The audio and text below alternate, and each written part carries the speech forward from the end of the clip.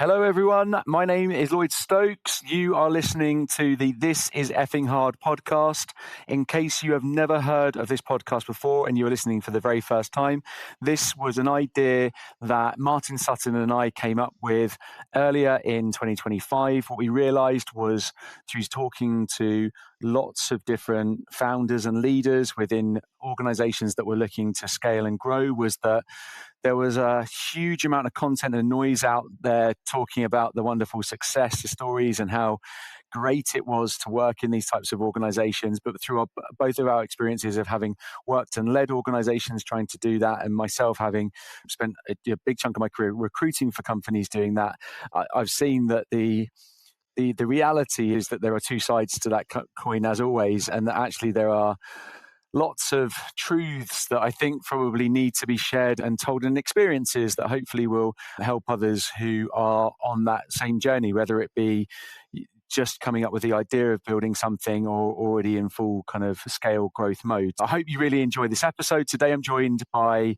somebody, we were just talking about this, Steve and I had known each other for a few years, and actually I was aware of Steve before he was aware of me. That's probably the way it works with most recruiters, actually. But one of Steve's roles earlier on in his career was working at a very successful business called Living Social, and I actually, through fortune, got to meet a number of people who worked in his teams, and everyone had such glowing kind of things to say about Steve that when he moved and then was involved with Groupon, I was like, I need to recruit for this guy. I didn't actually succeed in that because they had an internal talent team, but that's by the by. But yeah, Steve Marritt joins me today. Steve, I will let you intro yourself because you'll be much better at it than I am. Tell us. Yeah, no, thanks. Thanks for the intro, Lloyd. Don't know for colours, but you made me blush then. Yeah, I just taken a bit of time out, 15 months, and then about 2.5 months ago, I was pulled off the golf course, let's say, by Superseed, who are a tremendous VC firm who I've got to know really well over the last 2.5 months. So at the moment, I'm CEO of Tector. I've been in the role, like I say, for about 10 weeks. When I joined, Tector really was a kind of a legacy hardware company. It's got great tech. Let's not be backwards about it. They've got great tech, great people, but just a little bit lacking in rhythm. And I think it's something that will probably resonate with a number of the listeners that you've got here today. Fast forward 10 weeks, a few bags under the eyes, and we're deep into Tector 2.0, really, turning this into a SaaS first, sensor, automated led platform. And it's really focused on like moisture management, smart connected buildings, all happening in the built industry. As you alluded to, yeah, we did meet at Living Social. That was many years ago, 2011, I think it was. But I spent about 2 decades leading, scaling high growth tech ventures such as Trustpilot, Groupon, Living Social, Inflow. And really, my focus has been just helping founders and investors turn what are always really great ideas into kind of this commercially disciplined machine into something that becomes a scalable business. So my background or my DNA is rooted in kind of commercial architecture, if you want to put it in that way. So thinking about the go-to-market design, building kind of revenue engines, but with a caveat of revenue engines that work or that actually work. I suppose where I am now is where I like to be. It feels like rebuilding a plane whilst in mid-flight and rewiring the plane whilst it's in mid-flight, but also getting some annoying person at the back row pushing one of those buzzers because they need a drink serving or something. So it feels like I'm doing everything at once. I mean, that's, I think when you join a business at the stage of Tector size, that story gets told a lot around, what is it, the kind of building the plane whilst it's flying, or the same terminology. We'll delve into more about that and some of the points that you've seen across those journeys, maybe consistencies and themes, and with some of the questions I'll ask today. But before we go into that, there's always 2 questions I like to ask at the beginning of these conversations. And one is taking you back to childhood and getting you to kind of think about, did you have a plan? What are the kind of things that you would maybe wanted to do what did you see yourself doing long-term, career, etc.? And then the second part of that could be actually at the same time, but it might also be through your career as well, which would be around influences and people that have really had an impact on you and why. Yeah, tell us more about Steve back in the day. Yeah, best laid plans at sea, right? Apart from my parents saying I had really big hands, I was destined to be a doctor. I wanted to be a doctor. It's just one of those really weird things. I've always been fascinated with the whole kind of diagnosis or diagnosing things, asking questions, really like deep diving into things, what's going on beneath the surface. It's like, I don't know, it's like having this quest to fix something that's broken, and I don't think there's anything more rewarding than bringing people back to health. That whole glorified sort of doctor thing for me, and I know it's a lot of heartache comes with that role, but yeah, that's what I wanted to do. And I suppose if I reflect honestly, it's still what I do now, but just in a different kind of surgery in some way or form. Like leading a company, from my perspective, is about diagnosis. It's about the prognosis. It's about spotting those symptoms. I think looking and finding the root causes and predicting what happens when, or what happens next if you don't fix it. Really, I think having that foresight and the ability and tools to be able to do that. Sometimes, again, throughout my career, as I've thought about it, sometimes it can be a quick fix. Sometimes it's not a quick fix, and it's actually open heart surgery. Literally, the only difference is the patient and the business stakes are slightly different. Like one's measured in cash, and the other one's measured in blood pressure. Both impact your blood pressure. Um, I've been influenced quite a bit in my career. I could probably pick one or two names and throw them at you, but I think it's homogenized, really. It's not one person. It's pretty much a bit of a cocktail. Founders, bosses, investors, some brilliant, some absolute mind-blowing people, and some completely unbearable. Okay. But all of them, in some way, shape, or form, have been useful. Every one of them left some kind of imprint or fingerprint on how I myself has evolved as a leader. What have I learned? God, there's so many things that I've learned. The old adage of surrounding yourself with great people is something I've always really led with. But the biggest lessons to me are like authenticity, being real. Being real and authentic hits hard. Being authentic hits harder than being arrogant. Okay, knowledge that leadership isn't just all about jazz hands. It's not the theater that you're on. It's about being present. It's about just being present there as a leader. Inspiration is great. Inspiration is nice, but for me, it's about aspiration. I've always, and I think I alluded to this when we had a preamble before this. Like I always say to people, if you look over your shoulder and nobody wants your job, you're probably not doing it well enough. It's if somebody doesn't want to aspire to be me or to do my job, then I'm probably making the job look pretty crap. So yeah, always have a look over your shoulder and think about aspiration as well as inspiration. And some of the people that have touched me during my career have been really both inspirational, aspirational, and also lessons of what not to do. The leaders who last are really the ones that care deeply, not the ones who show up just to perform on a theatre, really. How do you, that point around authenticity and caring deeply, there's, when you're going into businesses, because you've worked at companies at different stages, and like you say, there's this diagnosis process that has to happen, and depending on what the stage is and what the problems are, yeah, depending, of course, what the diagnosis is, but often there's going to be some tough conversations, that there's going to be a period there where you've got to understand what's going on and then try and work out how to solve it. And along that journey, there will be very difficult conversations to have, and treading the line between being authentic and being genuine, and getting that balance right, I think can be quite hard for people sometimes, because there is this feeling of you're the new person into the business and balancing the existing culture and maybe needing to change that. I think that must be incredibly hard, and yet you've managed to do it multiple times. So are there certain things that you always do when you go into companies,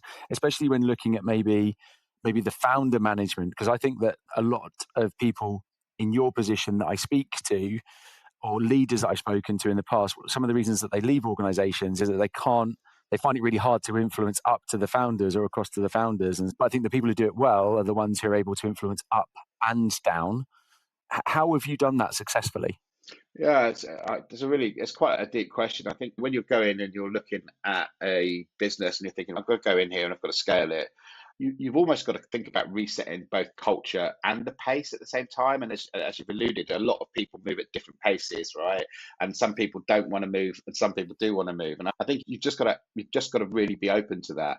You basically can't rebuild and expect everybody to move at the same speed on day one. Sometimes it's founders that want to hold you back, and sometimes it's the commercial team that want to hold you back.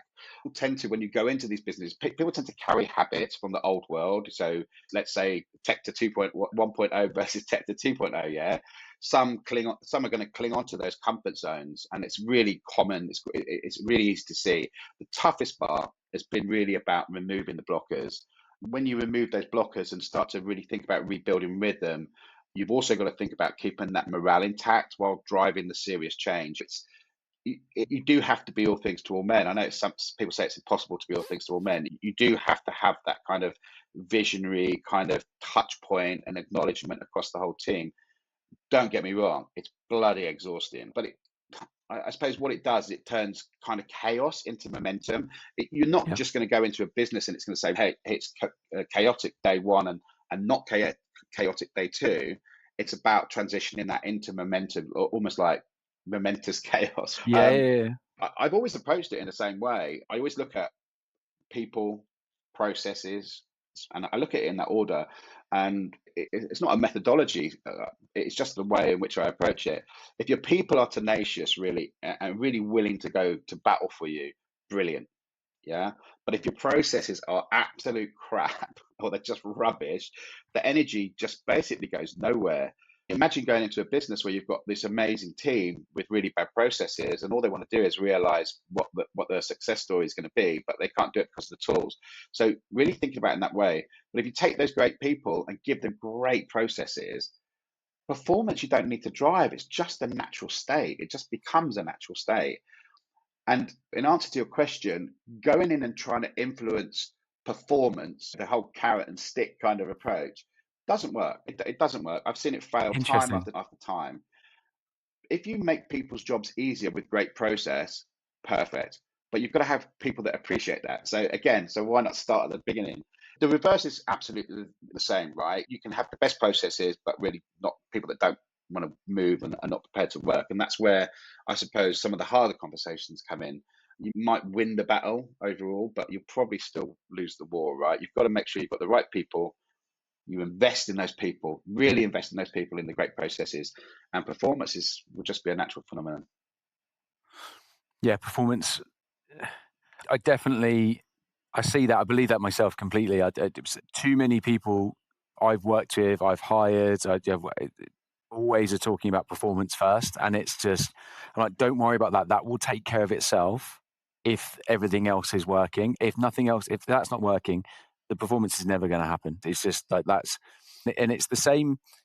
Interestingly enough, like it's a kind of micro level. I think it's the same with just individuals when they're looking to move roles there's the same factors that come up when someone's looking to move, and they're always like talking about earning and what they could be earning. And I'm like, look, let's just put that to one side. Don't worry so much about that, because if you go into a place where there's great people and the product's really good, then the earning will take care of itself. The progression that will take care of itself. But if you're going into the company that's, let's say, for example, paying the most, but actually that's the drive, you're going there because you're being told you can earn this. But when you get there, you realize that the people are crap, the processes are wrong. Then guess what? You're going to be in the same situation in a year's time, because you're going to come out going, I didn't earn what they said I could earn. And actually, these are the reasons. Always, I believe it completely. It's always people first, then process, then performance. Yeah, it really resonates. The amount of roles, regardless of what level you go in at, the amount of roles where I've gone into a role probably on less package than I was on the role before, on just on the knowledge and of my own capability, of the fact that within 6 months they're going to be like, hey, can we pay this guy more because we don't want to go anywhere? So I think having a little bit of self-belief and having something that works and really sticking to it is definitely the way to go. But yeah, people, process, performance is just something I retrofit everywhere I go. One of the things that you talked about there is the amount of energy that you invest into doing this. And you and I have talked about this before, and we talked about it last week when we were catching up before you were going away for a few days break. and what's interesting to me is that I feel like there is this, and I can be guilty of it as well, to be fair, but there is this perception that leaders go from one job to the next job to the next job to the next job. And if there's a gap in that profile, there can often be suspicion or more question of, why did you take a break? And actually, I work with founders who say to me, people take a break. Like, why? I don't understand. Why would they take a break? But actually, you just explained this point that And I'd love you to just articulate a little bit more around why you feel it's so important to take, not just, I'm not talking about just taking a few days off whilst you're working, because obviously you need to do that, but actually recognizing at those points in your career when it is time to just take a step back, and why you do it and what you get out of it that makes you realize that you need to keep doing that throughout the rest of your career. Yeah, no, it's not for everybody. I'm a massive evangelist of it myself. I think for a number of reasons.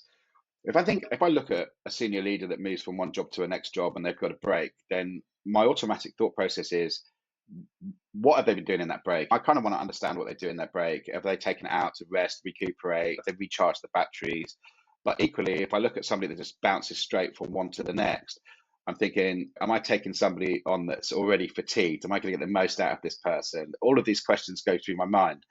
So to practice what I preach, and I've had a number of exits, IPOs and what have you that I've done, and I've taken time out afterwards. And that time is not just for me to rest and recuperate, but it's also for me to catch up. When you're in business and you're in full flow, and we all have different versions of full flow. My full flow is pretty flowy. I sometimes struggle to self-maintain my own knowledge base, especially like at the moment, AI and ESG and all these things are happening.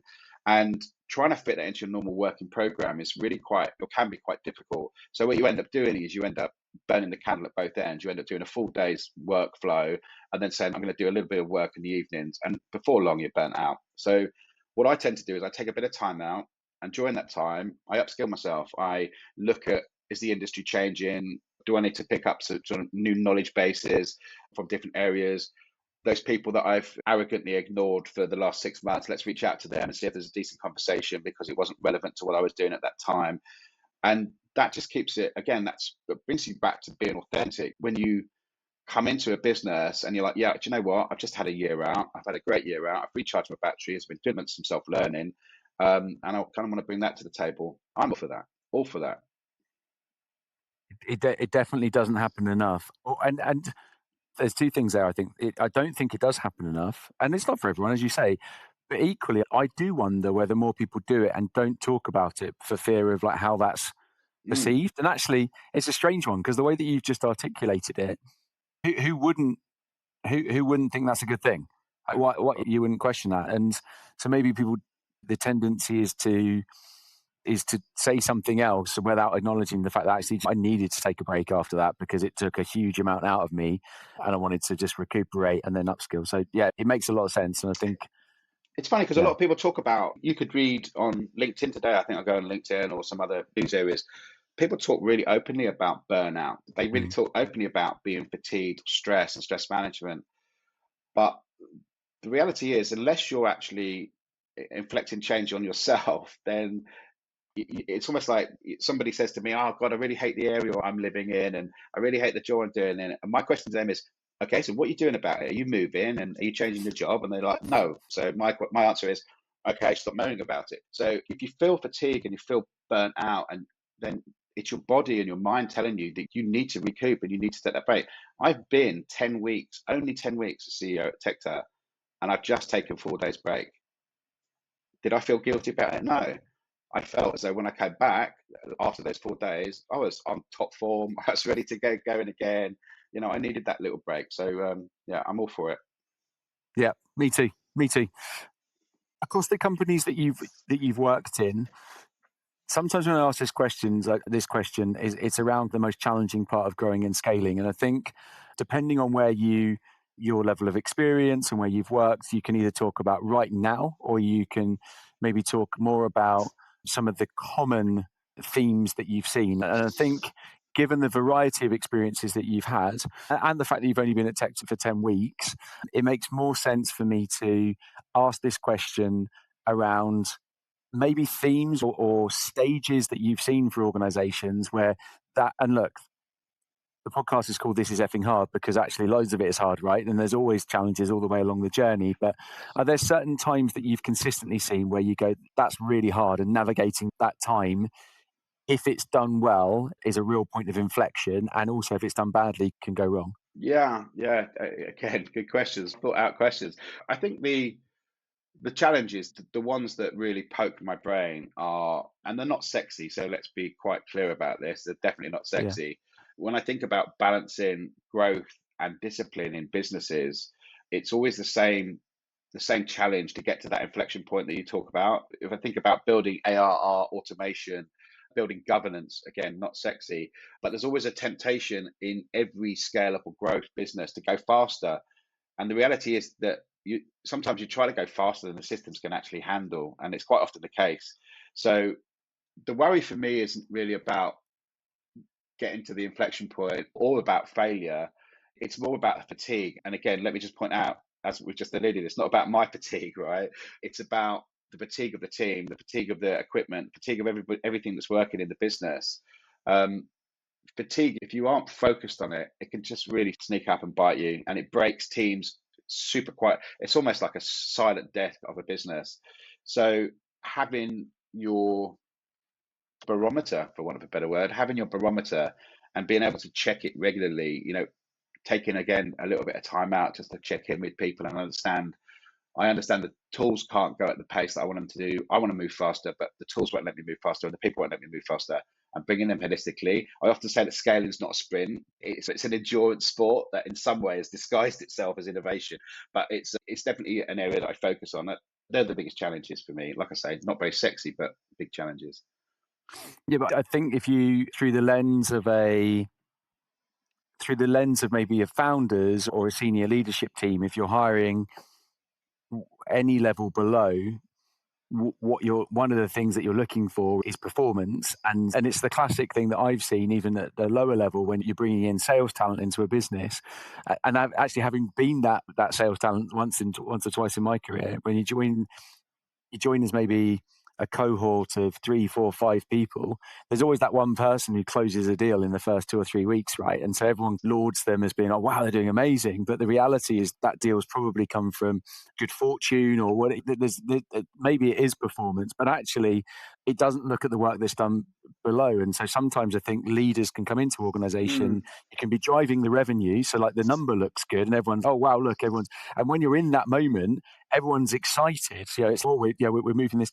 But the reality is, to your point, if you look below that, if that's not set up, if the systems and processes aren't set up to be able to enable you to take that next level and that next level, then you can go from this is great, this is fun, we're going, aren't we fantastic, to very quickly, shit, we've got a problem because we can't handle this. yeah. And I've seen that a lot, where it goes from real success to real turbulence very quickly. Yeah, I love the pilot analogy. Then bit of turbulence. Yeah, I class that as governance. Yeah, again, it's just a dull word. If someone says to me, "What about governance?" It's like, "Oh my God, what we're going to be talking about?" But it is the biggest game changer, without a shadow of a doubt. And it's time and time again, every single scale up that I've been part of.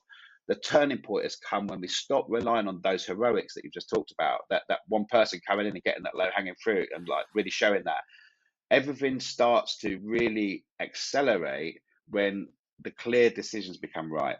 Teams move faster because they're aligned. Investors relax because they can see the numbers. Suddenly, the whole business just feels lighter, more confident, more scalable.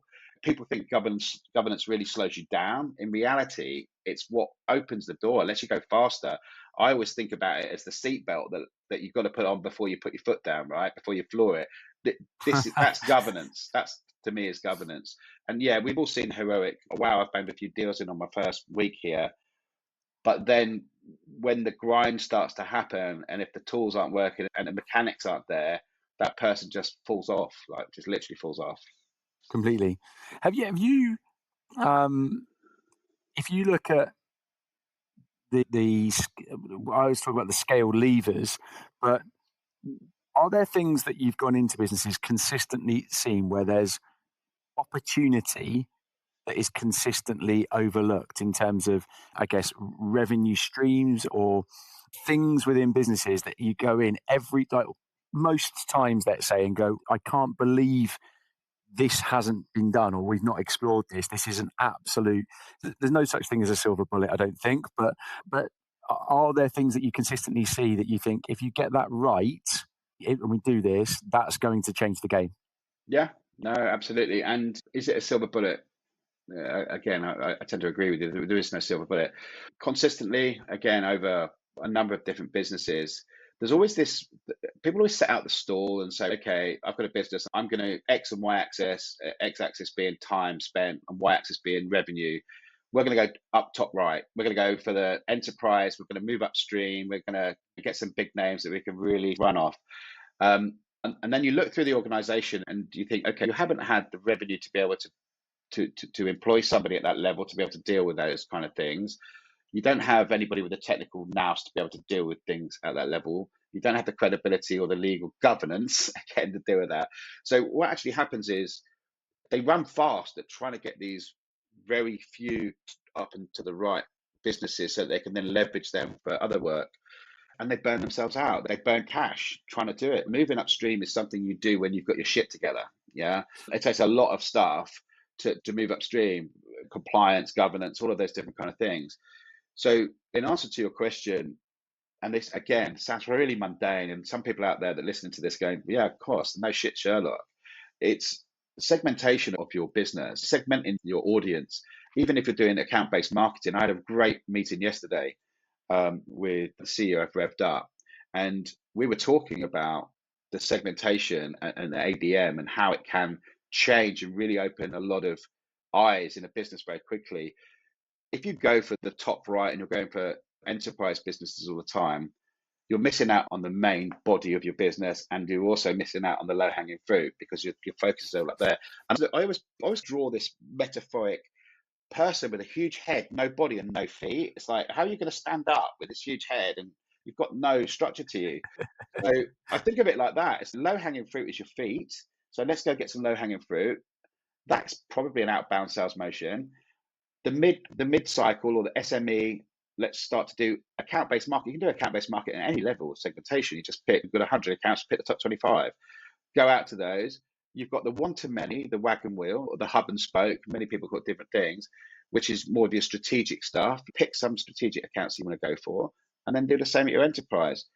And then when you're looking at your organization and you're talking to people like yourself, Lloyd, and you're employing people, just say to them, I want to delineate the staff to ensure that when somebody comes in at this level, I'm putting the right person in contact with the right company to deliver the right level of information to get the right result. Yeah. Again, that doesn't. It's not rocket science, but the amount of times I walk into a business and I see a freshman, a young person in a sales organization trying to land an enormous seven-figure deal, and equally, I've walked into businesses where I see a six-figure AE working on Mrs. Miggins' pie shop, and it just doesn't make sense. So that whole segmentation and delineation is something that I think has been a bit of a game changer across a lot of businesses that I've worked in. And do you think how early should or could that happen, that segmentation? Yeah, I think you segment your audience day one, really, because when you're thinking about your funnel and what you're trying to do with your funnel, whether you're bringing in people on top of the funnel, you're nurturing them, or what you're doing, the narrative needs to change depending on who you're tackling. A good example would be a CEO of a $2 million business is not necessarily going to be as technically advanced as somebody who's running a $1 billion business. So sometimes maybe the narrative needs to change. Sometimes maybe the structure of the marketing needs to change. You've also got to think about modality changes. How do people read stuff? How do they think of stuff? How are they absorbing things? So I think day one, in answer to your question, I think you say, okay, this is my market. This is my total addressable market that I'm going for. How am I breaking it down? How am I breaking it down so I get a little bit of everything to make myself much more of a wider business, less single points of failure? Because again, if you lose one of those big enterprise accounts and that makes up 50% of your revenue, yeah, you've got a problem. So start off early, and even if you've got one salesperson, you're better to go for somebody that has got the skill to be able to deal with the top people. So I would say go out slightly above the starting point, not just a BDM. Go out with somebody that does have AE capabilities, that can work both on strategic and can work on SME. And then as soon as you start the revenue train going, bring some people into the small to medium business side to pick up some of the low hanging fruit. I think that point, the points you just raised, when I look at companies that I've worked with over the last few years, especially founder-led, early-stage technical founders who haven't, first-time founders as well, they get that point wrong more often than they should do.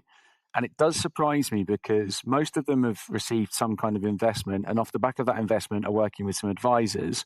And they come to me and say, we want to hire a founding AE, for example, would be a typical, or sometimes they just come and say, we want to hire a BDR.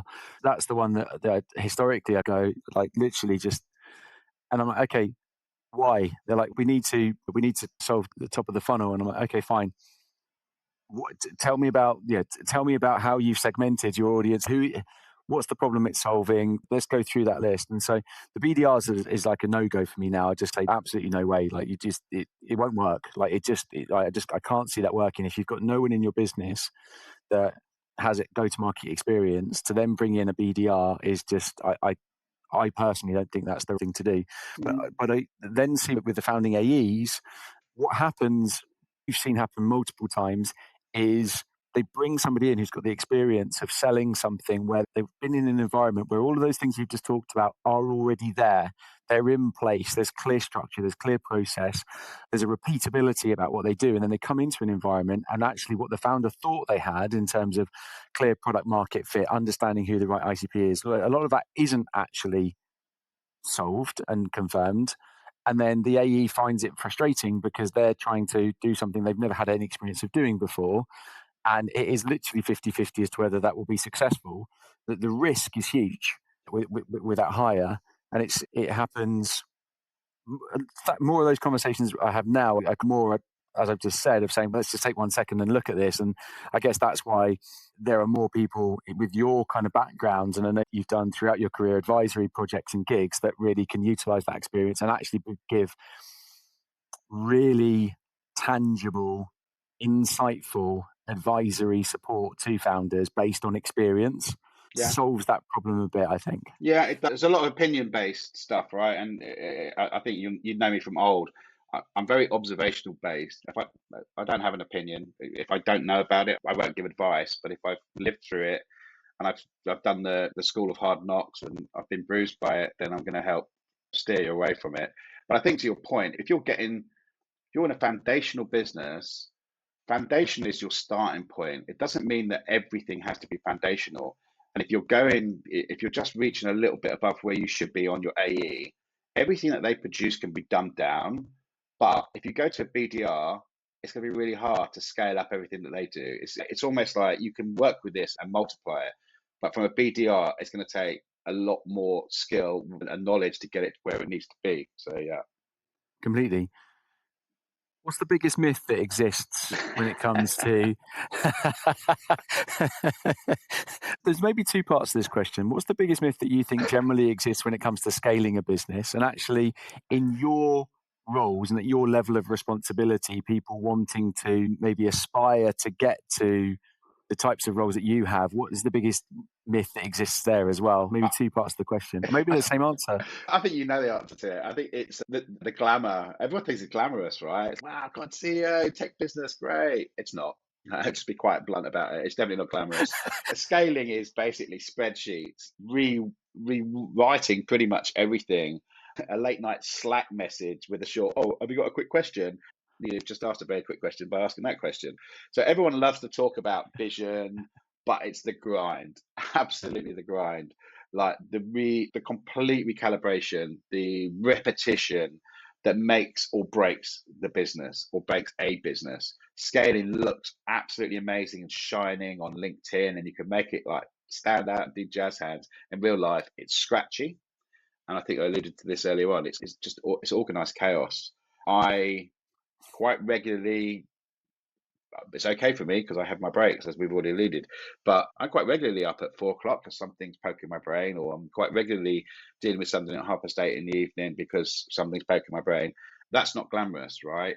It's scratchy and it's chaos. But even when you start to get momentum, it starts to become a bit more organized chaos, and therefore a little bit easier to decompartmentalize things and so on and so forth. But yeah, it's definitely not glamorous. No one says it's glamorous. I love asking the question because I want one day someone to say that it is, but so far not. So far not. But look, I think it, there is there are more people talking about the grind that comes with it, I think, but it's no less important to talk about it. It's about keeping I've got a sane, couple of right? It's about keeping like you, you've got my question already. I mean, that sanity piece. How do you manage that? We talked about breaks already, and you're having that, but like, what other tools do you use, and maybe also do you encourage your teams to use to be able to just to have some perspective? Because I think that I have this thing that I say in our business, and I've always said it to everyone. Everyone laughs about it who's ever worked with me, but sometimes I just turn around and say, "Don't worry, it's just recruitment." Um, and That's not far wrong, right? We've done it all the way through this chat, right? Giving perspective to things, having a little bit of humor. Literally, if you cannot laugh when everything is on fire, you're just going to end up being part of the kindling. Literally, that's just the way. That's just the way it happens. I treat my sanity the same way that I treat my margin. Like I ruthlessly protect it all the time. Like dog walks, coffee breaks, strong coffee breaks actually, the short breaks which you talked about, proper time out after chaos or events that you've done, taking that time out. I've learned that kind of recharging isn't a luxury, it's part of the job description. It has to be part of the job description from my perspective. And honestly, surrounding yourself with people who make you laugh is the best risk management tool or best risk management strategy there is. You can't pour anything from an empty cup, trust me. And you definitely can't lead well if you're running on fumes and sarcastic comments alone. I've tried, trust me, I've tried. So yeah, I think that the two big call outs for me is definitely giving perspective to things, no one's going to die, and just being able to laugh about it. completely agree.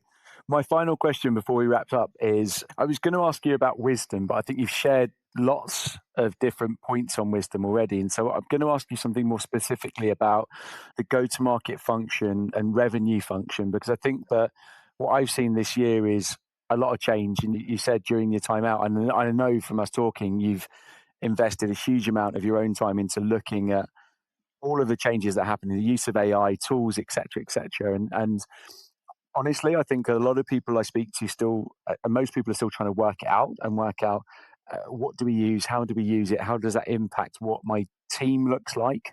And I'm just curious to get your thoughts on maybe if you think that revenue teams, maybe the makeup of a revenue team or what that revenue team looks like over the next 12 to 24 months, do you see it changing a lot? And if so, what and how? Or do you fall into the side of I guess the camp of it probably doesn't change that much as long as we use the right tools. They just make us better. Yeah, I'd sit on the latter really. I think in business, and again, just even wider than just GTM, right? In business, automation tools, thinking about automation tools, AI, and use of things like that, they just strip out the admin, right? And they help you reveal the truth behind the data and the direction of where you're going.